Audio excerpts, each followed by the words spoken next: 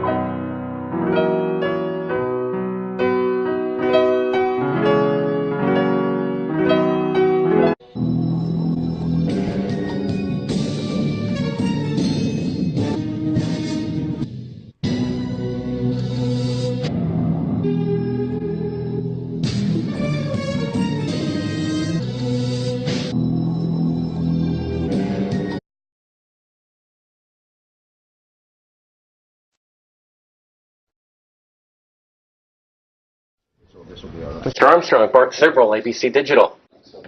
Wanted to give you the opportunity to swear on the Bible that you walked on the moon. Will you put your left hand on the Bible and swear to God that you walked on the moon? Gentlemen. Mr. Sibrel. Yes? If you really walked on the moon, why would you not do that? So why don't you just put the end to the record in the argument and put your hand on the Bible, swear to God you walked on the moon. Mr. Sibrel, knowing you, that's probably a fake Bible. Really? Well, no, it's a real Bible. You have the opportunity to have $5,000. The meeting is not open. Well, you have $5,000 cash. You can give it to charity if you swear on the Bible that you walked on the moon. I have the tape. It'd be fine. Why don't you swear to... Why not? Why won't you do it? So why don't you put your hand on the Bible and swear to God that you walked on the moon? Mr. Sibrel has made a fool of himself in front of the world. Mr. Sibrel, you do not deserve answers.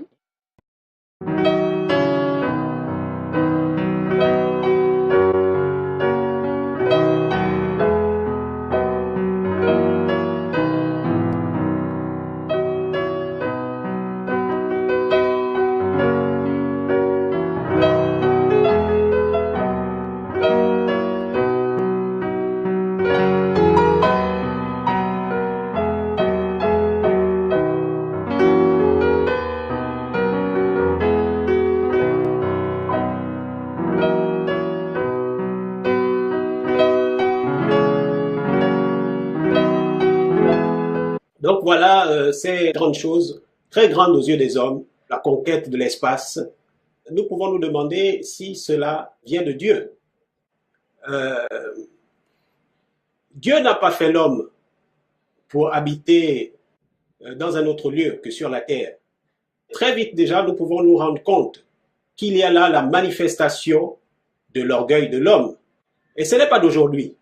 Souvenez-vous, la parole de Dieu, la Bible nous enseigne en Genèse chapitre 11 que Dieu confondit les hommes qui avaient en ce temps-là une même langue parce qu'ils avaient décidé de défier Dieu en construisant la tour de Babel.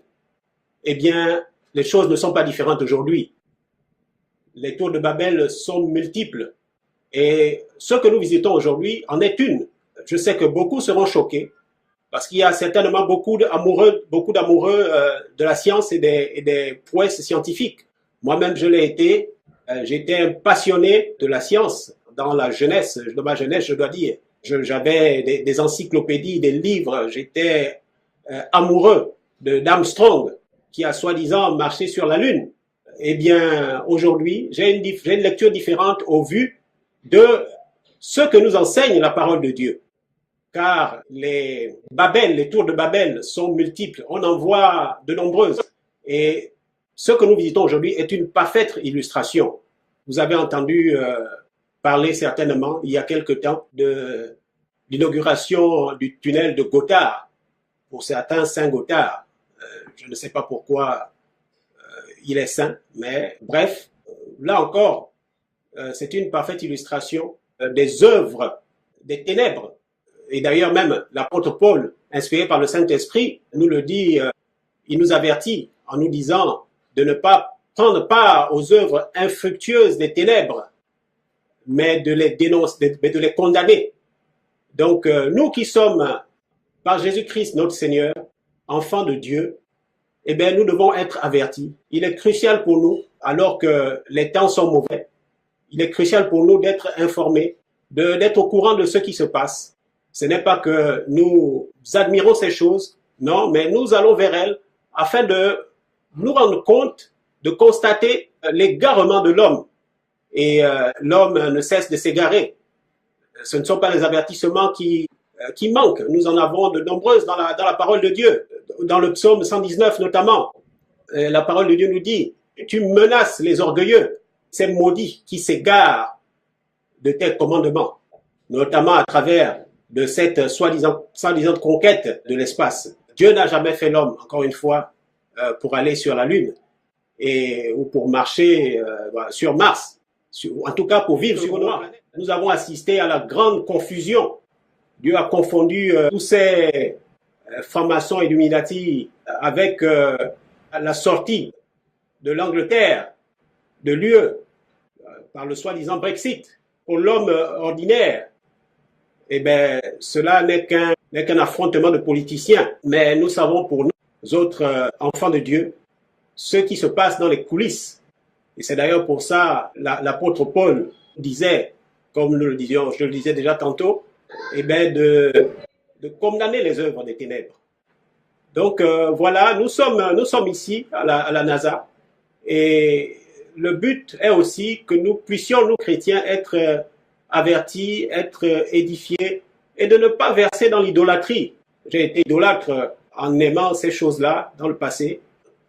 Vous ne pouvez pas vous imaginer combien de fois j'aimais la course vers l'espace, la poursuite de l'homme vers d'autres cieux.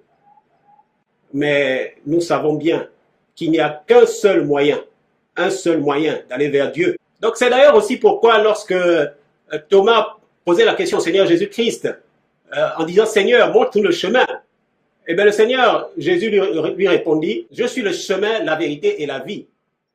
Et nul ne va au Père que par moi. » Donc il est impossible de rechercher Dieu, d'aller vers Dieu sans passer par le Seigneur Jésus-Christ. Il est le seul chemin. Il est le seul chemin qui mène à Dieu. Donc nous sommes à l'intérieur de la navette spatiale. Voilà, à l'intérieur de la navette spatiale. Et du point de vue humain, c'est tellement impressionnant du point de vue humain. Mais spirituellement, tout ce que nous sommes en train de visiter, ce n'est que la résultante de la rébellion de l'homme contre Dieu. Donc voilà, à l'intérieur de la navette spatiale, mes frères et sœurs, c'est tellement impressionnant les choses que nous sommes en train de vous montrer. C'est impressionnant. Et un homme qui n'a pas Dieu dans sa vie serait impressionné par des choses que nous sommes en train de voir. C'est tellement impressionnant les choses que nous voyons. Donc nous voici à l'intérieur de la navette spatiale. Et on pourrait se demander pourquoi sommes-nous ici alors? Certains se posent pourrait se poser la question, pourquoi sommes-nous ici? Ce n'est pas pour satisfaire la chair, mais c'est pour se mettre, on n'a pas besoin de ça pour être convaincu que nous vivons par l'esprit, nous marchons par l'esprit, mais nous utilisons aussi ces moyens-là pour éduquer les enfants, pour montrer aux enfants que très tôt qu'il ne doit pas avoir en eux, qu'il ne doit avoir en eux aucune forme de convoitise, notamment la convoitise des yeux. Et donc voilà, c'est important d'enseigner les enfants, d'éduquer les enfants, de leur montrer déjà depuis leur bas âge toute la vanité qui entoure ce monde, qui conduit ce monde, les ambitions humaines de l'homme. C'est notamment une des raisons pour lesquelles nous sommes ici. Et tenez-vous bien, vous le voyez à travers ces images, mais comme le disait déjà le frère, c'est immensément grand, c'est une immensité qu'on ne peut imaginer. Donc voilà, mais est-ce vraiment grand? La question qu'on peut se poser, est-ce vraiment grand? Nous connaissons la grandeur telle qu'elle nous est décrite dans les Saintes Écritures. Donc, ne soyons pas impressionnés.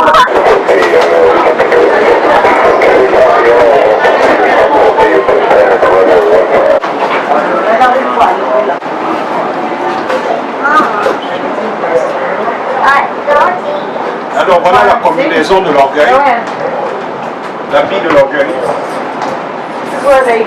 qui fait croire à l'homme qui peut tout atteindre. Voilà, vous voyez cette combinaison. Est-ce que l'homme peut se comparer à Dieu? Tout cela n'est que vanité, vanité de vanité. Et poursuite du vent. Et poursuite du vent. Eh bien, du point de vue de la chair,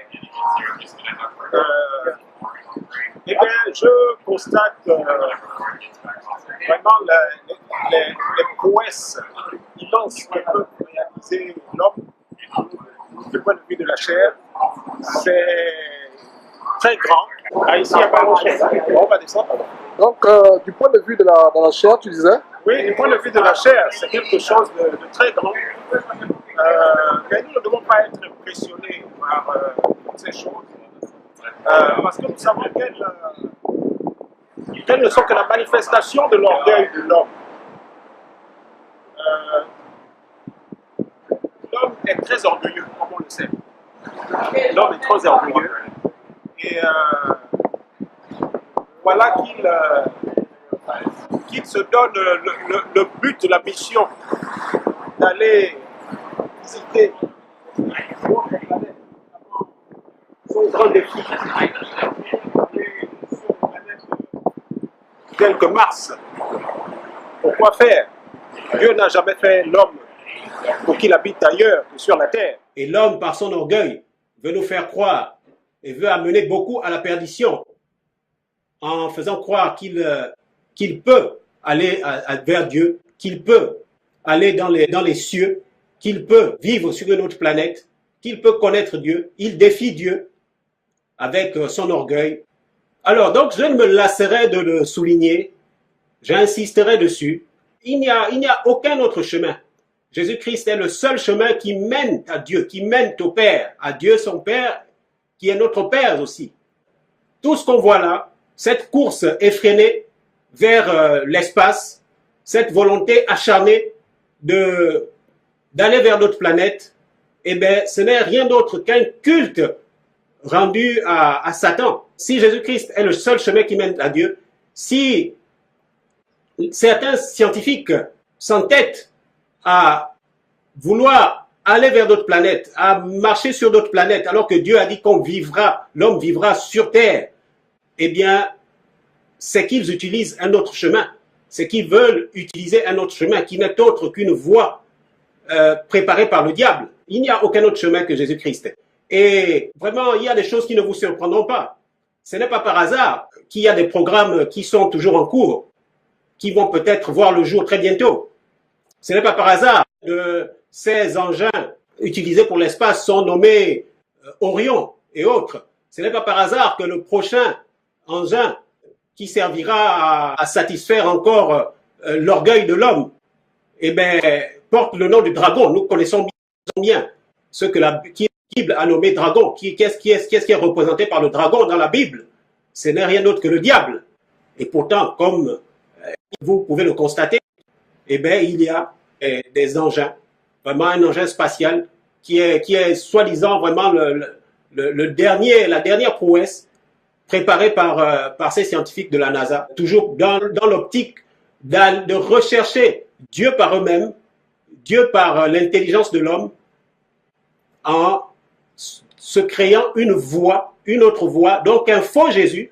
Et nous savons qu'il n'y a qu'une seule voie, il y a un seul chemin, une seule vérité qui mène à la vie, qui mène au Père, qui mène à Dieu, Jésus-Christ, Fils de Dieu. Donc voilà, vous voyez ces choses. Vraiment, nous devons avoir, frères, sœurs en Christ, et peut-être ceux qui ne le sont pas encore, qui par la grâce de Dieu pourront vraiment découvrir la vérité. Nous devons regarder ces choses-là d'une manière totalement différente.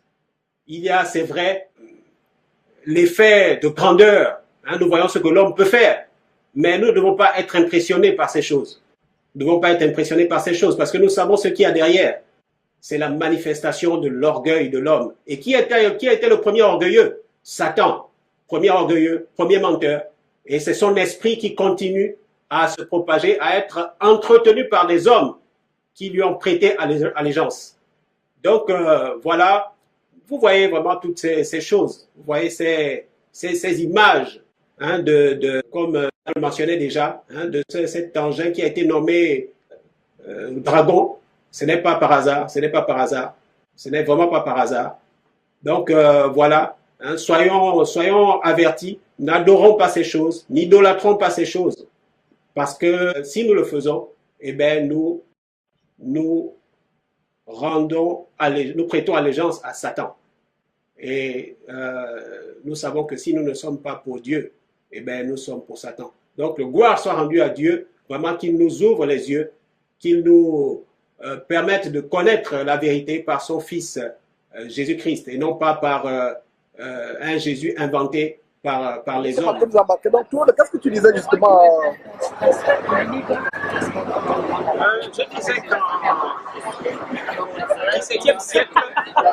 Je disais qu'au XVIIe siècle, Galilée, qui était détesté parce qu'il disait que la Terre tournait autour du Soleil, il observait déjà avec des lentilles tous les astres et les planètes, disait qu'il ne voyait pas une aussi belle planète que la Terre. Il n'y a aucune planète, aucune autre planète comparable à la planète Terre lorsqu'on la regarde de nuit. Ce qui prouve que Dieu a fait parmi toutes les planètes, de la planète Terre, la planète la plus belle et la plus merveilleuse. Il n'y en a pas une autre. Et ce n'est pas un hasard, car nous savons que lorsqu'il créa le monde, la Terre, il créa les cieux et il s'est ensuite reposé le 7e jour. La parole de Dieu nous dit que Dieu fut satisfait. Dieu était content de son œuvre. Donc s'il était content de son œuvre, nous savons que ça ne peut être qu'une œuvre excellente, une œuvre merveilleuse. Et déjà, Galilée, qui n'était pas un chrétien, a eu la grâce de l'observer au XVIIe siècle. Donc, cela devrait amener les hommes à comprendre qu'il n'y a aucune œuvre. Nous sommes embarqués donc. C'est excellente qu'une œuvre que Dieu peut réaliser, qu'il réalise. Voilà. Et justement, Claude, tu posais une question tout à l'heure, à savoir, enfin, c'est pas une question, c'est un constat que tu as fait que de toutes les planètes de l'univers que Dieu a créé, la Terre est la seule planète qui est belle. Tout à fait. C'est la seule planète belle qu'on puisse observer avec une telle beauté de nuit. Et déjà même au XVIIe siècle, Galiléo Galilée, c'est ce physicien bien connu, savant, qui était contesté parce qu'il avait découvert la vérité, c'est-à-dire que la planète Terre tourne autour du Soleil, est un satellite du Soleil, et non pas le contraire. Il faisait déjà remarquer que de toutes les planètes qu'il observait, il n'y en avait aucune comparable à la planète Terre. Et cela ne peut qu'être cohérent par rapport à ce que nous dit la parole de Dieu, à savoir que Dieu créa la terre, les cieux, et qu'il fut content, il fut satisfait de son œuvre. C'est d'ailleurs pour ça qu'il se reposa au 7e jour. Donc, la plus excellente qu'une œuvre que Dieu peut réaliser, qu'il réalise. Nous ne pouvons qu'honorer, glorifier Dieu, qui a fait toutes choses. Et aucune des choses qu'il a faites n'est comparable à tout ce que l'homme peut penser, inventer, créer. Car d'ailleurs, il ne pense rien. Il ne fait que découvrir par la grâce de Dieu. Donc voilà. C'est d'ailleurs pour ça aussi que dans Apocalypse chapitre 15, il pouvait chanter le cantique de l'agneau en disant « Tes œuvres sont grandes et admirables, Dieu Tout-Puissant. Tes œuvres sont grandes et admirables, Dieu Tout-Puissant. » Les œuvres de Dieu sont incomparables, elles sont admirables, elles sont grandes. Et ça, c'est ce que nous on voit depuis la terre. Mais qu'en est-il de ce qu'il y a dans les cieux? Qu'en est-il de toutes ces œuvres-là dans les cieux? Oh, que Dieu est merveilleux, qu'il est infiniment grand, qu'il est bon. Vraiment, nous ne pouvons nous lasser, nous ne pouvons vraiment, si tous les hommes pouvaient se lever et vraiment adorer ce Dieu-là, incomparable, ce Dieu infiniment grand, qui nous a tant aimés. Oh, quel amour infini!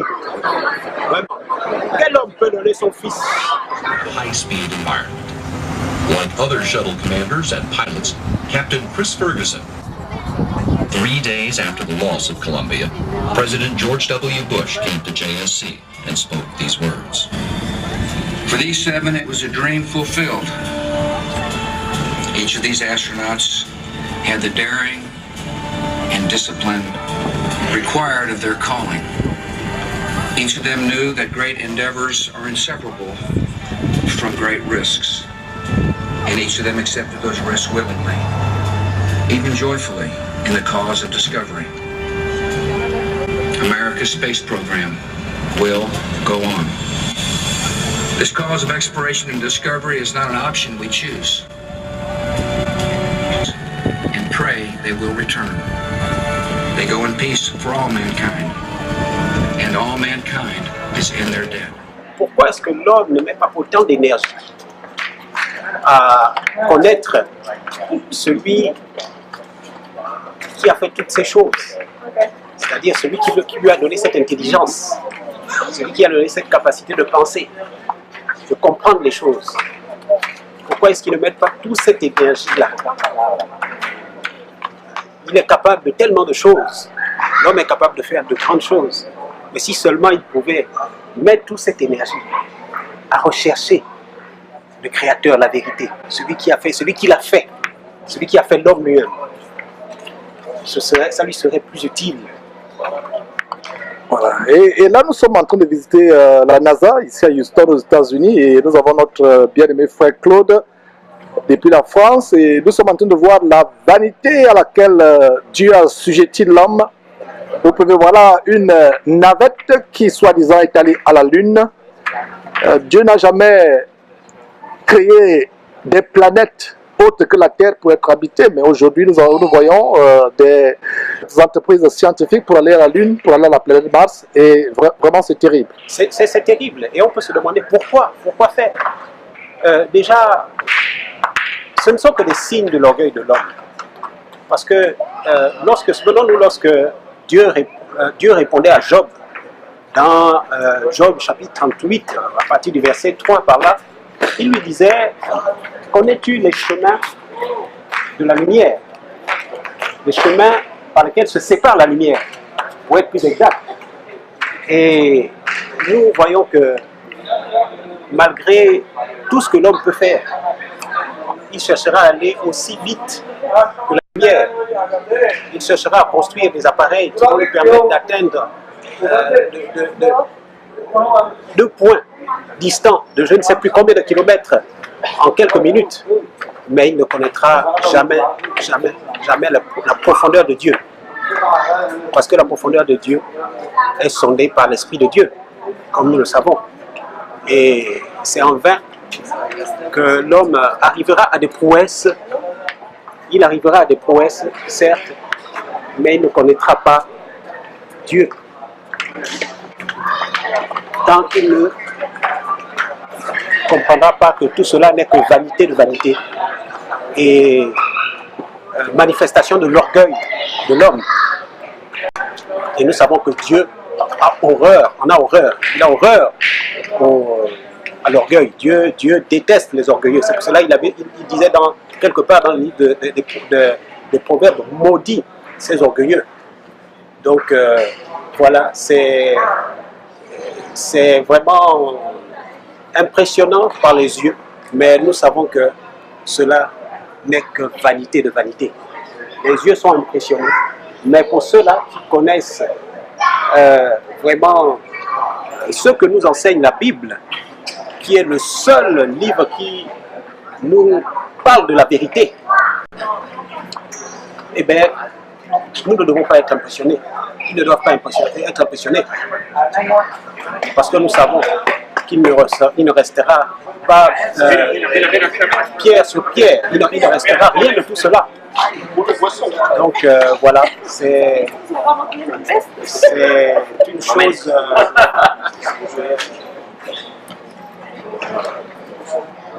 voilà, nous voyons ces choses qui nous paraissent grandes devant nous, grandes à nos yeux, mais elles sont infinitésimalement petites devant la grandeur de Dieu. Elles sont incomparables. Que peut faire l'homme? Est-il comparable à Dieu? La réponse est évidente.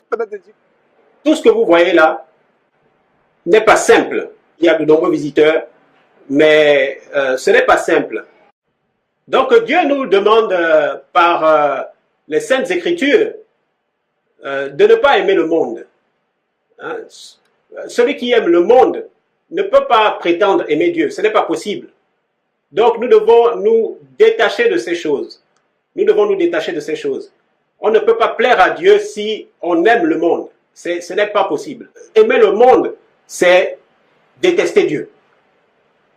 Ça peut paraître choquant pour certains, parce que Dieu a fait toutes choses, mais il nous demande de ne pas aimer le monde et de l'aimer lui-même. Donc ce n'est pas pour rien. Pourquoi? Parce que nous avons quelque chose de meilleur qui nous attend. Nous avons plus que le monde, bien plus grand que le monde. Donc ne soyons pas omnibulés par toutes ces choses que les hommes veulent à tout prix que nous retenions, que nous gardions en nous. Hein, et tout cela n'est que l'œuvre du diable qui est, comme nous le savons, jaloux de la création de Dieu que nous sommes et veut emporter un maximum avec lui dans les flammes de l'enfer. Donc vraiment, n'aimons pas ces choses. Hein, constatons qu'elles existent. Constatons et prions pour ces hommes-là aussi. Hein, prions pour ces hommes-là qui s'entêtent, qui travaillent pour le diable, qui s'entêtent à penser qu'ils peuvent aller vers Dieu par eux-mêmes. Hein. Beaucoup ont été confondus et ils continueront à être confondus. Hein, regardons aujourd'hui ce qui se passe dans la finance, où l'homme croyaient qu'ils pouvaient faire les choses sans Dieu. Même la finance ne peut être faite sans Dieu, c'est pas possible. Le monde financier est confondu et il en sera de même. Et il en est même déjà de même pour ce monde scientifique, pour ces recherches qui visent à aller sur d'autres planètes. Elles ne mèneront toujours à rien. Ce ne sera que vanité de vanité et poursuite du vent. Rien d'autre. Parce que nul ne peut aller à Dieu sans passer par le Seigneur Jésus-Christ. C'est par le Fils que nous allons vers le Père. Et d'ailleurs même, pour ceux qui continuent à idolâtrer ces choses, à adorer ces choses, c'est-à-dire ces soi-disant prouesses scientifiques, prouesses de la NASA, qui s'entêtent à aller vers d'autres planètes, il y a eu de nombreuses interventions de scientifiques, et non pas les moindres, et qui ont vraiment, dans plusieurs documentaires, dont certains sont repassés il n'y a pas longtemps, qui ont démontré que tout cela n'est qu'un gros mensonge, c'est-à-dire qu'on a été trompé. Il n'y a jamais eu d'homme qui ait réussi à marcher sur une autre planète que la planète Terre. Et donc vous voyez comment Satan a pris possession de l'homme, le père du mensonge. Il s'est arrangé à ce que vraiment la terre entière puisse vivre dans le mensonge. Est-ce surprenant? Ce n'est pas surprenant. Ce n'est pas surprenant car nous connaissons ce qu'il veut atteindre. Il est jaloux des hommes, jaloux de Dieu, ennemi de Dieu, et donc aussi ennemi des hommes. Donc, à quoi cela sert de vénérer, d'adorer ces choses, même d'y croire? Ça ne nous mènera à rien. Ce n'est que vraiment vanité de vanité et poursuite du vent. L'homme ne pourra rien, il ne pourra rien. Tant que Dieu ne sera pas au centre de sa vie, l'homme ne pourra rien. Il ne pourra absolument rien. Ce ne sera que vraiment, il continuera à battre contre le vent et vraiment poursuite du vent et rien d'autre. Donc, chers frères, sœurs, voilà, à vous qui pourrez suivre ce message, vraiment ce parcours qu'on a fait dans ce centre spatial, eh bien, j'espère que cela vous a édifié ou vous édifiera, à savoir que nous ne devons pas nous focaliser sur ces choses du monde, car elles sont entachées, enlisées dans le mensonge et dans l'orgueil, qui est une grande manifestation de la présence diabolique. Donc, recherchons le Seigneur, recherchons Dieu à travers le Seigneur Jésus-Christ, car nous savons que nul ne va à Dieu sans passer par le Seigneur Jésus-Christ. Donc, vraiment, attachons-nous à rechercher Dieu, à rechercher par la sanctification, telle que nous disent les Saintes Écritures, et vraiment détachons-nous des choses du monde. N'aimons pas ces choses du monde qui ne nous mèneront nulle part.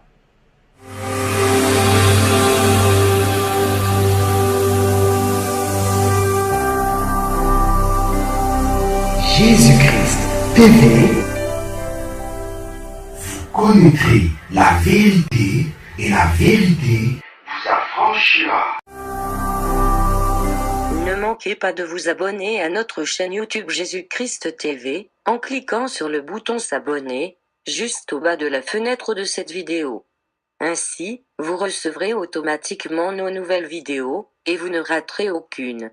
Vous connaîtrez la vérité et la vérité vous affranchira. Jean 8, 32.